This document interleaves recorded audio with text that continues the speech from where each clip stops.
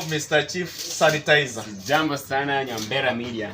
Mimi naitwa Nyombela Chacha na kama ulivyosema mimi ni nawakilisha hapa Nyombela Media.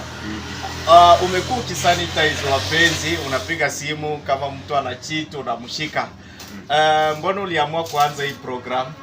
Mimi niliamua kuanza hii program baada ya kuona vijana wengi, unapata kijana na jituma pale kumbe mchana ama kijana ana kwa mpango wa kando. Nikaamua mimi nijianze mimi kama mimi na nikarukwa. Nikaona sasa hata mimi kumbe hata wewe usharukwa. Niko nazo pale utafuta pale nisharukwa pale. Hata wewe umepiga simu kapata umerukwa. Nikaambiwa jina hadi nikachanganyikiwa. Mimi nilifikiria vile una sanitize watu wewe ni commando wezi. Wewe sanitize. Mambo ni mbaya. Watu ni wabaya kwa ground. I said Chief Sanitizer changu sanitize. Wasichana na mapenzi. Mtatuanisha maneno. Chief Sanitizer. Unajua kuna wengine wanafikisha mapenzi kwa roho. Unaweza pigia mtu simu kwa mpenzi wake akute kwamba anachitiwa. Akizimia. Je, umeweka mikakati ya kumuokoa? Tunakuanga ready time tunaenda kusanitize mtu. Tunajua kuna wale wenye hawezi hold hiyo pain. So tunajua vile tunawasaidia. Yaani mnawasaidiaje? Wewe ni daktari, niko na mtu wa first aid. Ndio ukisinia kunizo madam na pata nini glucose tunakusaidia, unaona? Na pia kama tuseme hiyo pain imekushika, kuna vile tunaweza kuongelesha at least tunakulecture. So you want to tell me that you have guidance and counseling services? I'm a professional. Yes. Chief Sanitizer. Tuseme leo usanitize mtu asikie uchungu wa mapenzi na kucheza. Alafu upate kwamba anakufa. Utachukua hatua gani?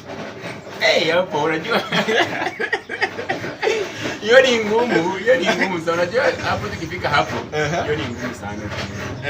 Hapo bado sijajipanga kwa hapo.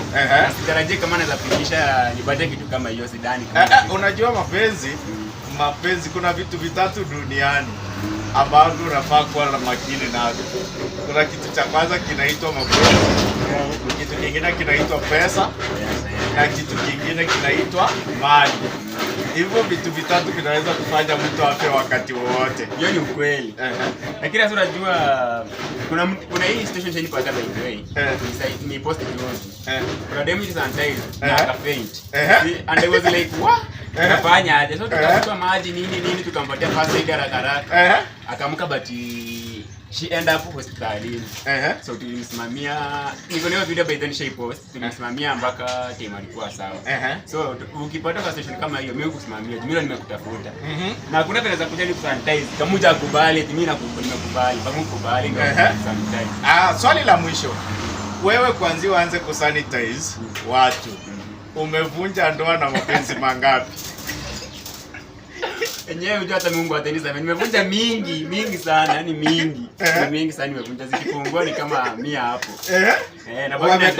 Na bado naendelea kuzivunja.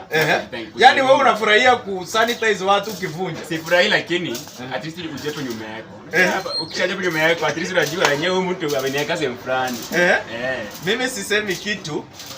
Mimi ni ushauri tu nitakwambia kazi unayofanya. Japo inafurahisha na inaleta burudani, lakini ina riski nyingi. Kwa hivyo mimi nakutakia kazi njema kutoka Nyombela Media. Uwe na wakati mwema. Haya, kwako pia.